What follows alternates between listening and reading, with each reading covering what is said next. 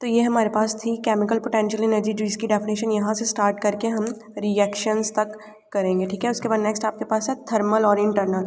Thermal का meaning क्या होता है? हीट एनर्जी, ठीक है। थर्मल मीन हीट और इंटरनल एनर्जी ये अंदरूनी, ठीक है। थर्मल और इंटरनल एनर्जी की डेफिनेशन यहाँ से स्टार्ट हो रही है। थर्मल और internal energy is released by burning of fossil fuels, ठीक है। कैसे रिलीज होती है? फॉसिल फ्यूल्स को बर्न करते हैं। फॉसिल फ्यूल्स क्या होते हैं? जैसे कोल, ऑयल और गैस, ठीक है।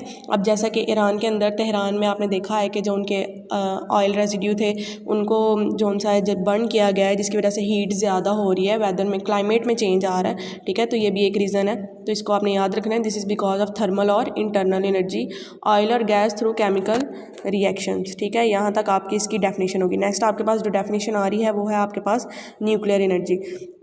Nuclear energy is the hidden energy. Hidden क्या होता है? छुपी हुई, ठीक है। In the nuclear of atom, atom के अंदर, ठीक है। ये आपके पास एक एटम है, उसके इलेक्ट्रॉन्स और इलेक्ट्रॉन के अंदर मिड के अंदर हमारे पास क्या होता है? न्यूक्लियस होता है। न्यूक्लियस के अंदर न्यूट्रॉन और प्रोटॉन होते हैं, ठीक है। यहाँ पे ये एनर्जी छुपी होती है। व्हेन दे आर ब्रोकन, जब इनको हम तोड़ते हैं, ठीक है, energy is release in the form of heat, और एनर्जी यहाँ से निकलती है हीट की फॉर्म में। सम अदर रेडिएशंस और अदर रेडिएशंस भी निकलती हैं, ठीक है। दिस इज़ कॉल्ड न्यूक्लियर फियन, ठीक है। तो यहाँ तक आपके पास न्यूक्लियर एनर्जी होगी। अब यहाँ पे न्यूक्लियर फियन का वर्ड आया। फियन का मतलब होता है break down of large particles into small. जैसे हमने यहाँ पे बोला कि हमारे पास एक एटम है, उसको उसके जो न्यूक्लियस है उसको हमने ब्रेक डाउन किया है छोटे छोटे हिस्सों में।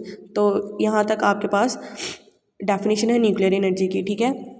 आप लोगों ने इसको अच्छे से याद करना है। पोटेंशियल एनर्जी और उसकी फॉर्म्स हमने पढ़ी हैं यहाँ तक। अब ये क्वेश्चन लॉन्ग क्वेश्चन कंप्लीट नहीं हुआ, इसकी एक्सप्लेनेशन हम कल पढ़ेंगे। आज हमने सिर्फ टाइप्स पढ़ी हैं। इसको अच्छे से याद करके आपने लिखना है रजिस्टर के ऊपर, क्योंकि जैसे ही आपके स्कूल्स ऑन होंगे तो फ़ौरन से मैं आपके रजिस्टर्स चेक करूँगी, ठीक है। और इसको अच्छे से याद करना है। ओके जी, अल्लाह हाफ़िज़।